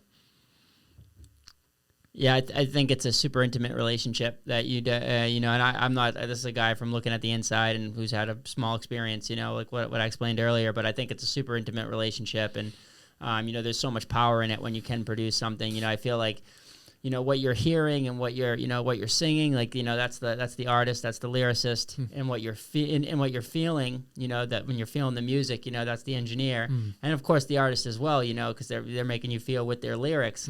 But it's just like when sound, like, sound moves through me, and I have these feelings. I'm just like, whoa, like I cannot believe somebody was able to put that together to make me feel that certain way. No, for sure. What was what's why not me? Justin Toussaint, like, what's your message? What are you trying to you shared with me that you listen to mostly instrumentals. You're not listening to a ton of other artists, and you're kind of just figuring out your own path. And so I'm just curious as to what your what your message is, and what you're trying, what your aim is, with the music you're creating. No, for sure. For me, the aim, what I'm trying to create is really just to inspire people. I want people to listen to my music. I want them to feel encouraged. I want them to feel empowered. Like, that's the biggest thing when I write, and while I'm recording my intentions, I'm thinking that I want people to feel empowered. I want them to feel loved. I want them to feel like they can when they listen to my music. So I feel like that intention, can like ooze out when you're kind of hearing me in your headphones or in your car. It's a guy who's like rooting you on, like that type of thing, and that's the intentions of my music. My music came from personal, tragedy, the loss of a mother. And then it started this aspect of me want to create myself and me want to express the things that I was feeling, and I knew that other people could feel the same way. And again, Why Not Me was one of the first songs that I did write in full, where it just came from this thought, like, man, I'm on my way to heaven, but I'm going through hell. Why me? No, why not me? Yeah, the light is kind of blinding, but it's showing me. It's just thought, like, the light showing me my future, and I want to step into the light. I don't want to stay in darkness. In darkness, it's easy in darkness. You don't know who you are in darkness because it's dark, but in the light, you can see who you are and who you're meant to be. And my music's trying to encourage people to step into the light. All my music plays on light versus dark, and we all have to go through darkness, if like you appreciate the light more going through the darkness, and for me, it's like my music's centered around that message of like, why not? Why not you? When I hear Why Not Me, I don't even think about me when I hear that song. I think about other people when I think about that song. So why not you? Why not Dr. BeeWell? Why not Steve? Like, why not a plumber? Why not a teacher? Why not a firefighter? Why not, it's like, why not you? Like, why not step up to the opportunity that's ahead of you, and not shrink down, but shrink up, rise up to it. And all my music's just centered around that, just encouraging people. When you hear my music, I love the thought of people like, man, if JT can kind of like overcome that, I can overcome that too. Like, he did that too. Like, oh, he's been through that too. Like, oh, he knows what that's like too. Like, that type of thing. And my music is just getting started. Like, my music, the first couple of songs that's even out, it's been curated kind of intentionally.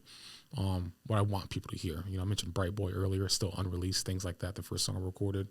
There's some songs that I still have that I'm kind of like playing chess with them, where it's like how I want people to hear me and as an artist first, and as I establish me. I'm not just releasing songs just to release it, just because like I came up with a new song. Oh, I'm excited about this. People need to hear it. It's like, no. I know how to write music, and I know who I am as an artist. I don't have to just blurt it all out. Like, I can kind of like curate what I want you to hear and see me as, and set my foundation as an artist, because all artists have to set a foundation. They might not know it when they're doing it because they're just doing it, but you're starting your foundation of who you are. And then as you grow as an artist, you might be able to create like waves and eras. That was an era when I was in my melodic era. That was an era when I was in my like sad boy era. Like, when people create eras for their music, like you start creating eras once you start creating yourself as an artist, because you know what you're doing. But for me to start off, I want my music to be encouraging people, because that is the foundation of who I am. So I want people to feel, I dream of hearing stadiums and schools chanting, why not me? Yeah, that light is kind of, I have visions and like feelings of people chanting, why not them? And the shirts like this, across the states and things like that, of just creating this image of somebody who's a people's champ, that mentality, that's what my music would be.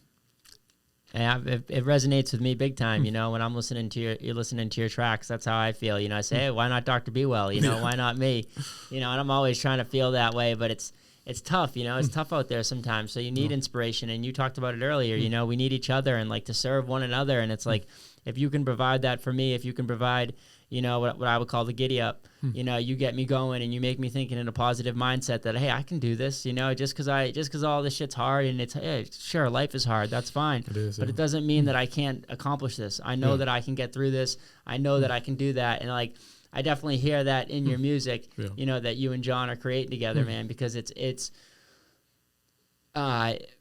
you know, for me, I grew up listening to, you know, to hip hop, and then I transitioned out of it for a while and listened to, you know, different types of music with, like, you know, more instrumental stuff in terms of, like, you know, Dave Matthews Band, and more like, you know, bands that just rock and will go and play a 13-minute rendition of a song, and you're like, yeah, I love that stuff too. yeah, it's like, oh, that's a giddy up, dude. Yeah, like, I you love kidding that. me? Yeah. Like, that's so good. They're just creating music out there together, and like, it sounds different the next time that you hear them play it, and it's like, wow, like, they're playing to the energy of the crowd, they're playing to the energy of each other. I love that. Oh, it's special. Like, talk about the way that when my soul feels full is like going to some of these shows, and it's just like, whew, you know, I'm so taken aback by the way that, you know, not just me, but I can feel, you know, I'm just an empath, so I'm feeling what everyone else is feeling around me, and it's like there's no, they're all happy, they're all, you know, they're all just have these, you know, vibes of that they can do more, that like, hey, this, and that's, sure, there's a percentage of people who are just there, maybe just get fucked up, but they're actually getting the benefits too. Yeah, for sure. They are for sure. They're getting the vibrations, yeah, they're getting the vibrations too. It's running through them too. So, sure.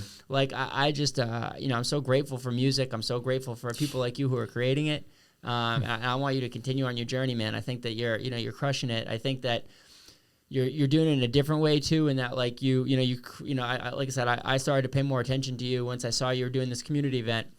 And I was like, damn, dude, this guy's, you know, really pushing this forward. He's not just talking about this. He's not just putting some tracks on Spotify. He's actually, like, live performing and doing his thing and creating this event that's bringing community together.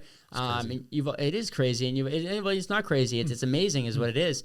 And you've also told me that you are, you know, you look forward to, you know, being at schools and, you know, and performing at these schools to, you know, to lift kids up. And you know, that you don't see, like, you know, a lot of these artists that are thinking that way, you know, necessarily. And maybe it's the system. I don't know what it is, but, like, I know a lot of them are just trying to pack the house and trying to, you know, create music that, you know, that will make them a little bit more money or something like that. And of course, it's coming from their soul and stuff too. That's why it sounds so good. Yeah.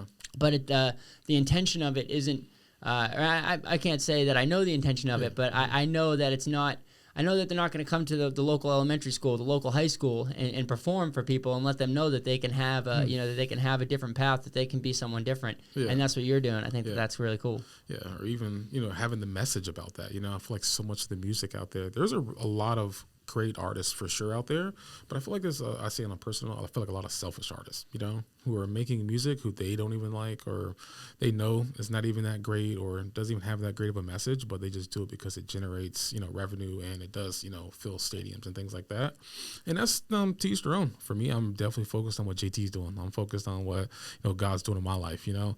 And for me, I know my music is meant to encourage, and I feel like kids and, you know, people my age, they resonate towards my music. They resonate towards the message of encouragement and overcoming. For me, it's like, you're gonna listen to so much sad boy music and stuff like that, where it's like, no, like, you know, you gotta be encouraged, man. Like, life's meant to be lived. One of my lead songs, I Live for a Living, it's just like this play on, like, no job title for who I am. I just live. Like, that's what I do for a living. Like, yeah, there's nothing to that.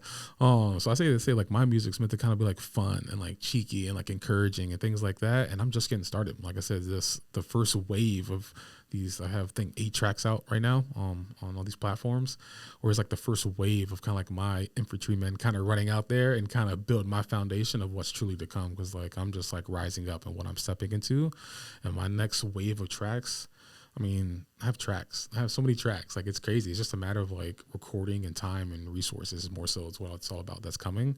Because, like, for me, it's like, yeah, my music is going to be a new wave of encouragement. And, like, I'm trying to move from telling my story to becoming more universal in the story of music, of how I write. So truly of, like, really making more universal music that people can even relate to even more. And, like, you mentioned getting into the schools. It's just because I have a message that they can resonate with, you know. I come from that background too of doing camps and camp counselors, and, you know, I know what it's like, you know, to run in those circles, you know, and encouraging kids, like, why not them, to believe from an early age that, you know, they could do anything, you know, like, why not, and know that they're the son of somebody, they're the child of somebody, and that they're going to rise up to that occasion, and, like, life moves quick, so rise to the occasion, you know. And I feel like I bring that message, and I love the thought of I can bring a message of encouragement plus a message of performing. I could do both, you know, so kind of get the, you know, the kids hype. So I love that. Yeah, I love it too. the message wasn't always like, especially in hip hop, and I think it's probably because of like, you know, I didn't live the same experience as these people lived. You know, I had both parents. I didn't grow up in too much poverty. I had, you know, a lot of opportunities presented to me, but a lot of that, a lot of the message that was out there, at least like back in the day, you know, some of the hip hop that I was, you know, listening to, it like there was a lot of the tracks, like say it could be the same artist. There'd be a lot of the tracks, you know, where it was like you know, there was a negative, there was a negative output and there's a, you know, negative vibration, not negative vibration, but just a negative, you know, negative message out there. Sure. And but then you hear, you know, tracks like "Change the World" by Bone Thugs and Harmony. No, for sure, you know, that's like one of my favorite tracks. And like even like you know, a more popular song like "Changes" by Tupac. Like, not for sure. You know, we're living that like right now. So you true. know, there's you know, they're you know, we don't take care of each other, and we don't, you know, and there's like, you know, but instead of like, you know, instead of posing it that way, like concentrating on the bad, let's concentrate maybe on what we can do and to uplift each other. For sure. And did you have like a, you know, what was your experience, you know, with you know, with music, like kind of growing up and just like, you know, the hip hop that exists out there, you know, back in the day? And I know you don't listen to a ton of it now, but you know, because you're doing JT, but yeah, for sure. I'm just curious about what your thoughts are on that. Yeah, Tupac, we have a, you know, race of babies who will hate the ladies, you know, like it's like, you know, it's just so true. I love hip hop. So for me, I will never say anything bad about hip hop. Hip hop is expression. It's brothers and sisters expressing themselves through the creative arts. From the beginning, that's what it was always meant to be.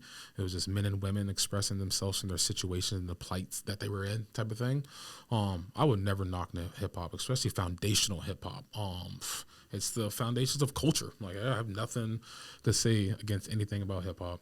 I just feel like some of the newer stuff, I just feel like the message just doesn't align with some of the older stuff. So I feel like it's clashing technically with the ethos of what it's meant to be. It's like, you know, it's almost like, if you've seen The Mandalorian on Disney Plus, it's kind of like that thought. It's like, man, like, you know, like the Mandalorian's a creed. Like, you're going against the creed. If you're like going against the creed, it's like you're not from Mandalore, man. Like that type of thing. And it's kind of like, I feel like a lot of this hip hop now, it's like, I'm not trying to even knock it. Like, it's men and women trying to just, you know, make a living, I guess, you know. So I can't knock that. It's not for me to say. I'm focused on JT. But it's one of those things where I feel like the message is technically going against what hip hop was supposed to be from the beginning, which is kind of like, you can make it out your situation. You can, like, some of that foundation of hip hop was men and women trying to make it out and trying to tell their story, because their story mattered, because all of our stories matter. All the human story matters from the beginning to the end. The human story is a beautiful story. And it's one of those things, is men and women in hip hop trying to tell that story, or their stories. But now it's kind of like getting to a point where I just feel like it's not a story or a message. It's kind of just like random stuff over like synthesized beats is how I'm kind of seeing it a little bit. So it's going against what the message is supposed to be. And even for me, I kind of started getting away from hip hop, because I feel like two things. I feel like it was kind of getting away from the original message of what hip hop is supposed to be. And then it's kind of getting to the point of like, I feel like men kind of like bragging about what they have and the flashiness, where it's like, I kind of don't have that. So I kind of don't want to hear you talk about that type of thing. It's like, I don't have the multiple cars. I don't have the big house. Like, I'm in Reddick, Florida, and I'm in poverty, you know, like. So it actually felt like it was kind of like angering me to kind of like listen to like other people flaunt what they had when I didn't have it, you know? So I didn't want to kind of feel that way. I don't want to feel like way towards men or women. Like, I don't want to feel animosity or anger towards people. So you moved away from it. So move away from it. It's like, I'd rather just not listen to it. And then I started developing a heart for creating something, or what do I want to hear? My bad on that. It just turned into what I want to start hearing myself personally. And they say, create what you want to see, you know, be the change you want to see. So if I wanted to hear something different and see something different musically, I knew I had to step up to the bat. It's like, why not me? Like, I'll create something I want to hear, and I bet other people want to hear it too. I'm just in the middle of that. I definitely want to hear it. I definitely love the shit that you put out so far. I appreciate it. And like you said, it's uplifting, and you know, it was like, that's the thing, is we grew up there, you know, like you said, I think like, you know, when I would listen to like, you know, Bone Thugs and Tupac and Biggie and Wu-Tang, and like that all was them speaking from their personal trauma and what they went through. And I love it. And then it did switch to where it was like, let's just start flaunting what we have. And maybe that's because for a long time it's not what they, you know, not what that group of people had, or not what they, you know, so they were just trying to do the best. But like, you know, and don't get me wrong, like I love some Ludacris tracks, yeah, for you know, but like you know, I feel like that foundational for sure. yeah, you know, and it's like, But like at the same time, you know, some of his stuff is flaunting all that stuff. You know, is flaunting all that stuff. So it's like, okay, I hear what you're saying, man, like 100%. And I'm not completely educated on, I'm not the connoisseur. You know, I wish Jacob was here for the episode. You know, Jacob's not with us today. I'm producing the show. But you know, Jacob's huge into hip hop, and he knows it. You know, he knows a ton. So like he might, he would have a different perspective that he could share with us as well. But it's like, I'm just so glad that you're seeing it this way and trying to uplift. But I guess all music probably comes from people's like own experience, right? And like that's where, it's either going to resonate with people or not. And that's kind of how it goes. Yep. And that's how I see it for sure. Okay. Yeah, I definitely don't knock. I see any music. I don't knock any music. If you're making creative expression, that's all on you. And also, you have to answer for that. I don't have to answer for anything. I only have to answer for myself. That type of thing. I do believe in God, so it's like one of those things where it's like some of these artists and things like they do. It's like, man, that's on them. Especially when it comes to hip hop. Nah, men and women telling their stories. Tell your story. Like, and I've listened to all of it. Like, I've heard. Yeah, there's nobody sort of like DMX, man, like DMX story. Like, come on. Like, it's like, it's hip hop. Like, I love hip hop. Like, I have nothing to say against anybody's story. I just feel like, for me, I want to be able to control my story. I want to be able to articulate my story properly. And I want to encourage people. I just don't want people to feel down. I don't want people to feel like listen to my music and feel like they can't do this or they don't have that or like they are, not worth anything. I want people to listen to my music and feel empowered. Like it's an intention. I intentionally write my music that way. I think about people when I write about my music. I think about the human story. A lot of times I think about writing as if I'm writing to my younger self is how a lot of my music is curated, almost like I'm writing to that younger self of the young human condition, the inner child, that form, that type of thing. And I just want my message to resonate. But for me, I have no judgments on anybody, and the people can do whatever you want to do. Yeah, for me, I'm just focused on what God's doing in my life. I'm just focused on JT. Like, yeah, if I can focus on that, I know good will come from that. I don't want to get weighed down with low vibrational stuff and low vibrational stories and messages that don't matter and things like that. It's like, nah, there's a story playing out in the human condition right now for sure, especially in our country and our time, where it's like I want to just participate in what's going on and focus on, being present in this generation. We have a one-time shot with our generation in this life. No coulda, shoulda, wouldas, no regrets, and I'm not going to be able to do it again. So I just want to make an impact and just be the best form of myself, the highest form of myself, the truest form of myself, the most impactful form of myself, the most loving form of myself. And that's what I'm definitely focused on. And this year is going to shine through. JT, man, I what the things you just said were like they resonate with me so hard. That's all I'm trying to do, and I get lost in it sometimes. The day-to-day can be murky for sure, but that's all I'm trying to do is just make a positive impact on the world. Change people's lives, and I have to constantly come back to that because like money is a real thing. Oh, for sure. Stress is a real thing. Providing for your family is a real thing. For sure. And like I need to constantly come back to that like I'm doing this so that I can make an impact in the world and that I can change people's lives and I can change them in a positive manner. And I think I'm doing that. I think I think I'm doing it, man. And I know you're doing it for sure. It's a double giddy up. No, for sure, if you would. I think T Haus, would be what was the nickname again? Yeah, Big T Haus. Big T Haus, baby. T Haus, yeah, she would be. You said that earlier. She would love the giddy up. So likewise. Oh man, that's. What's the future? What's the next steps for you and your music and where you're going in your career? Definitely. So the next steps for me, for like we just made it through January for like one of the longest months ever, which is a good thing. I was saying that earlier. I love when time moves slow, not fast. So I definitely enjoyed it.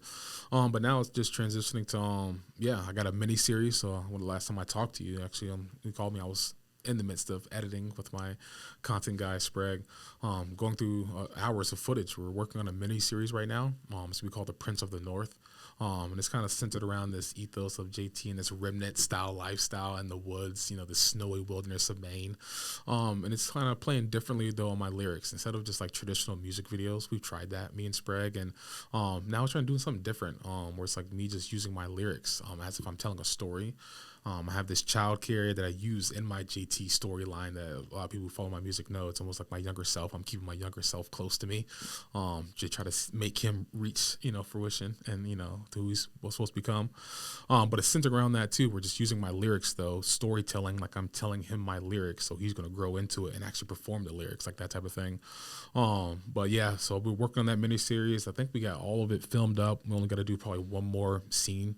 But after that, we're going to hopefully release in the next 2 weeks. And the consistency is the big thing I'm aiming for as an artist, is just constant content, to know that I am an artist and not just somebody who posts a song once every half year, a video once every year. Like, no, like I'm actively doing things. So I'm hoping to have consistency from this mini series, The Prince of the North. And then from there, I will be releasing a new song called Deep End that I'm super excited about. It's a song that just referenced in, in life. You got to move from the shallows of life to the deep end of life to truly swim and to truly live. You can play it safe in the shallows, but nothing happens in the shallows. You got to swim into the deep end. So Deep End, I'm hoping to come early spring, late winter, right after this mini series that we're about to do.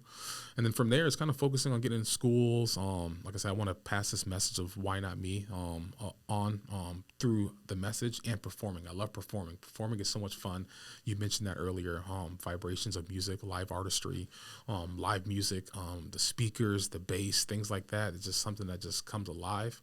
So I can't wait for more performances. You mentioned my event that I did this past year, which was just my first opportunity as an artist that I curated that myself. Like, can I just do my own show? Like, do I have to wait for somebody to reach out to me to do a performance, or do I just got to wait for something to kind of happen? It's like, no, can I get something that's local, that's going to kind of have fun for people? And I just got to do my part. I just got to be an artist. I just got to show up and just have fun and perform and give them the time of their life, because that's what it's about. It's creating memories, and I want to create memories for people.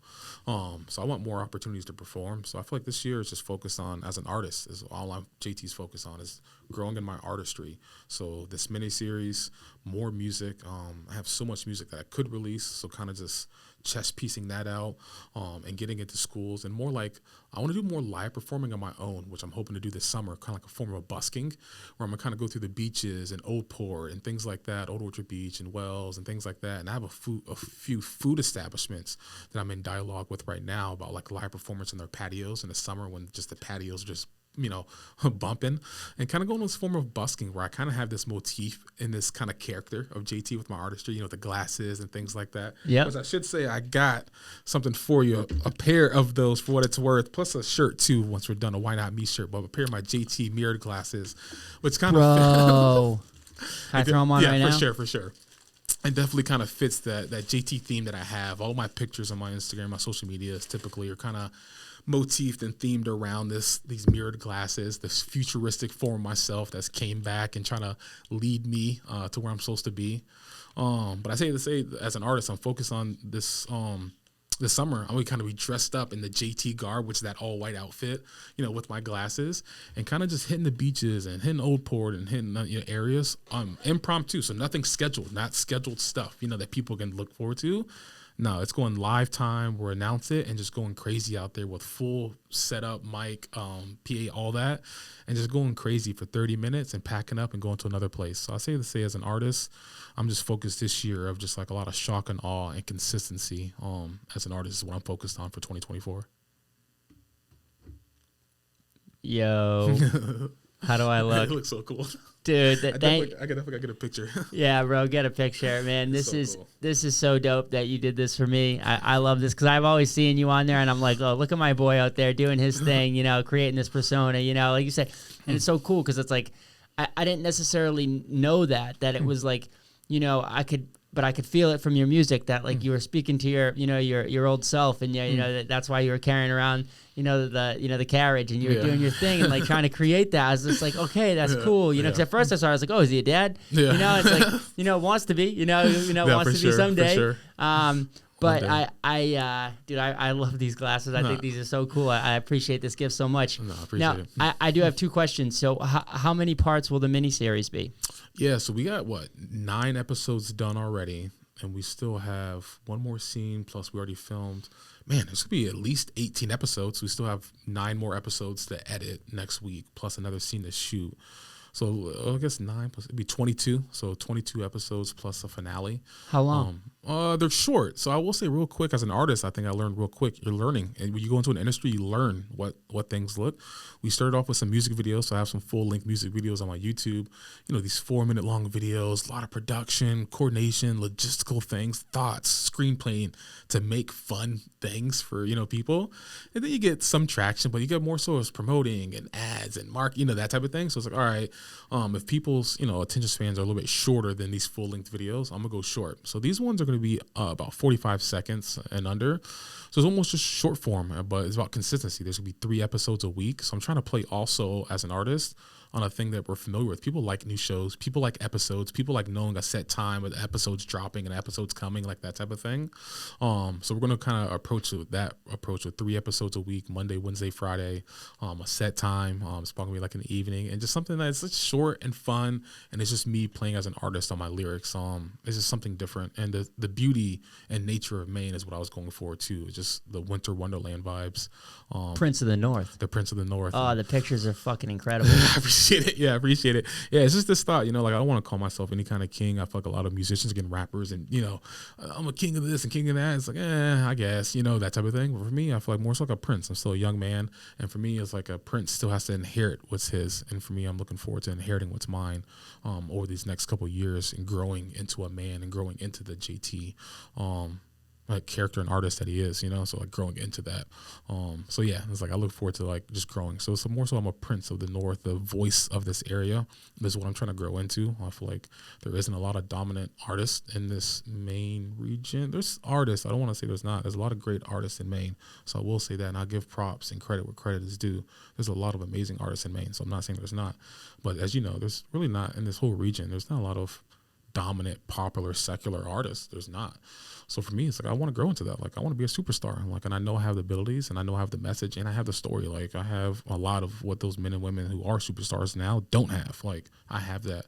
So I just kind of grow into that and just like keep making more music and keep building my catalog and just like expand my borders from Maine through New Hampshire, through Massachusetts. I just had my first show in Mass last year. So it's like, it's almost enlarging my borders and getting into Arizona and California and Texas. Like almost like just get more listeners and get more exposure and just get more streams. But like, I'm gonna grow into a big body. Yo, man, I think that's so dope. And I think you're already doing it.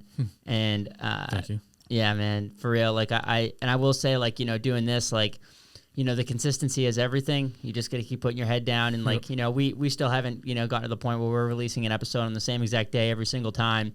And that's just because, sometimes I'm a perfectionist, and doing things in real time, it can be challenging. You Definitely. want the picture to be different. You want the graphic to make sure it matches. You want the editing to be perfect. You want to make sure the clips are up there. And so it's a like doing this with the, with the other brand, with the other part of the Dr. BeeWell brand, which is the honey, like it's, it's 2 full-time jobs. No, for sure. And so like, I love that you're already thinking that way with the consistency. And I think that's the biggest, the biggest giddy up. No, for sure. What is busking?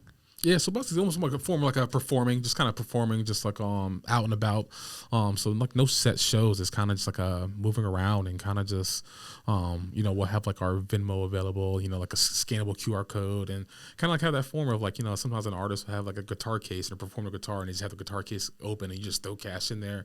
Where it's like, where can I have that approach? Where it's like, we'll let people just pay the artist directly, just on the spot as they come by with like tips and donation, options available, and me just having fun as an artist. Where it's like I'm not even out here to worry about getting paid, but I'm just worried about having fun, but having an opportunity that we could get paid as an artist. And I say we, as where I get my content, guy Sprague, he'll be with me, running sound and things like that as well. Where I feel like for both of us, I feel like I told him, like, man, I feel like as me and you, if we can go out there as creatives, and have, a 2-hour time in Wells Beach, and man, we make $100 in tips or donations. We just had a great day at the beach performing our music and performing and doing what we want to do and getting paid to do so too, and it's like that type of thing where it's almost a form of just performing, just live time. I feel like a lot of artists try to curate things for sure. I got a show September 14th, blah, blah, blah, 7 p.m. Tickets are $2 or at the door. Like it's like a lot of information. Whereas sometimes you just gotta make it easy for the people. People just want to just move and vibrate. Like you don't gotta like make it overcomplicated. So just performing in that sense is what it is. That sounds dope. Just simple. simple, dope. Seems like you're putting out a great message within your message. The way that you're not, not only the message that you're talking about, but the way that you're doing it. You're living the message, which I think is super dope. Where I know you said you won't necessarily be curating all this stuff, but like where can the people find you if they they are interested in my audience, if they're interested in your music, if they're interested in you, they want to come see you play, where can they where can they do that? Definitely. So I'm on all major platforms for sure. So Spotify, Apple Music, YouTube, Deezer, like just all the random stuff as my artist name, which is just Justin Toussaint. So all major platforms. I am on Instagram and TikTok as well. Both as my artist name, both will pop up. Justin Toussaint will pull me up on both of them. And yeah, for that's the most part, social media wise. And then artistry wise, I'm definitely still working on curating experiences this year. I'm hoping to do more community like events like I did this past September. That was a first try at something. Is it even possible as an artist to do that? And real quick, I would say that was almost my attempt at doing it different as normal artists do it. Normal artists would they get booked for a venue, and then that venue has to charge, $25, $50 a ticket because they got to make back for paying said artists to come to their venue, that type of thing. But I was like, man, as an artist, like, can I just create my own venue and just like, I don't have to be paid per se in that sense. And it's like, instead of funding everything, the sound and the video and all that kind of stuff and photography, could we get sponsors involved, and the sponsors will kind of cover that stuff. So all I got to do as an artist is kind of just coordinate an event. You get people there through marketing and promotion, and then just have fun as an artist. And it went well. We had over 100 people there. We had multiple sponsors. I think I had 6 sponsors involved for that event. We had Kona Ice came out there, and they did free snow cones for all people that came out. So that went well. So I say to say, I'm hoping to do more events like that this year. Just a matter of coordinating them and getting them lined up. I'm in the talks with the city locally down in Sanford about how can we coordinate maybe a series or something like that. So that's definitely just gonna be kind of coming on the way via like my platforms of like me announcing them. But as of now, just nothing too much set or announced. Kind of just really been focused on this mini series and just like kind of recording music at this point right now. For events, for me, I have a really different mindset towards an event. An event to me is supposed to be special. And it's like even if it is like a form of busking, it's kind of like just like showing up. It's an intimate moment that's creating a memory for somebody who might be able to see me or hear my message. So for me, I'm definitely focused on this year of how can I figure out more ways to provide intimate moments for people. And not just do it just to do it. I don't want to just to perform. So definitely just kind of coming through my social media by following me and staying in tune with what my announcements are. But for right now, it's kind of been just focused on the mini series and just getting more music. I want to build my catalog. I feel like performing is definitely always going to be something that I'm going to be doing, and in time probably making a living off of and doing it full time, as well. But for me, it's almost like building my catalog too and get more music to people so they're not just listening to the same thing, and building my story still too. That's definitely the big thing right now. Yeah, man. The only way is through, and it's only done one day at a time. Yeah. Right? That's how it goes in this life, and that's how we have to keep pushing it forward. So if people want to reach you, they can reach out to at Justin Toussaint. Yep. On Instagram, Spotify. You got a TikTok yet? I do have a TikTok, so the same thing. My artists have an official artist page on TikTok as well. Hell yeah! It's actually cool. Real quick on TikTok, you can actually stream the artist's music when you're an official artist now. You can stream the artist's music straight from their page through whatever dominant platform you have, like Apple Music or Spotify. So if anybody's on TikTok and they follow me, you can literally go to my music catalog right on my left side of my tab, and it's just all right there, and it can literally click and go straight to your platform, and you can listen to all my catalog. It's super easy. Yo, guys, I hope that you're hearing this. I hope you're hearing what my man is doing. I hope that you'll check him out because he's starting with an uplifting message. He's literally for the people, by the people. I appreciate He's changing the world. He's doing great things, and I know that I'm going to be having you on the show in a year from now, and things are going to be way different. Your music's going to be way more, there's going to be a lot more music out there. You're going to have the mini series. You're going to be you'll have done a ton of events at that point, and I just believe in you so much. I believe in your message. I believe in what you're doing. I can't wait to have another conversation with you. I can't wait to continue to listen to your music. I can't wait till my audience gets to share that with me. Yeah. I appreciate these fucking glasses so much, man. Say, what size shirt do you wear? I actually got a shirt for you too. I think I would say I'm a medium. That's the whole thing. Is I never thought I'd be a medium in my whole life, and then I lost that weight, and now it's like my clothes didn't fit. So So I got a bunch over here for you. And I appreciate those words. Definitely just building my catalog is definitely what I'm focused on. Got a medium right here. Look at that. Yo. Why not me? Why not me, baby? I love that. Yo. Check this out, guys. Why not me? I believe in that message. JT believes in that message. Super thankful. Man, you got anything else before we sign off today? Yeah, no, I'm just super thankful for you. I just want to say that. Just thank you for the podcast. Thank you for who you are. Thank you for the giddy up aspect. I love when I just see that phrasing and just like it's an encouragement to me. And just hoping the same thing for you that you're doing for me. Just hoping for the best for you. For all those who are listening to this, I'm hoping the best for them through this message. And if you get to check out my music, I just hope it resonates. I just hope it hits a spot for them. And I appreciate you. I was going to say, what's your favorite song before we end, though? What do you got a favorite one of mine?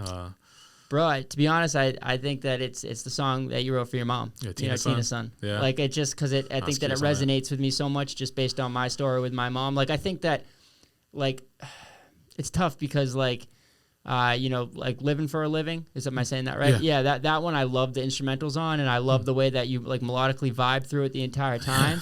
and it hits to me because, like, I'm the same thing. I'm trying to live for a living. I'm trying to do that. But Tina's Son, man, is like, it just cuts to my core because it's like, I love my mom, and I'm trying to be a person for my family and trying to just raise my family up, through the generations. That's definitely, that it's, I think I think it will switch because, like I said, I've been listening to more of your music and stuff, and it's like, it's in my playlist now, and it comes up, and it's like, it's a part of my, part of my workout. I'm always hearing, I'm like, damn, that's Justin. I love that. Yeah, I love that. Yeah, bro, and like, it's like children. Yeah, bro, exactly, and that's it. So we're gonna keep figuring this out together, and like you said, we're gonna keep supporting each other and keep going through it, and keep trying to make create a different world for the children, the kids who are coming up next, and the people who are coming up next, and the ones who want to make a difference. Like, follow your passion. If there's two guys who came from a different background but who are the same, trying to create a new message. And man, I thank you so much for coming on the show today. Guys, please, please, please, please. Yes, please, please, please, please. Check out some JT. Comment on it. Let us know what you think of it. Reach out to him. Come to an event.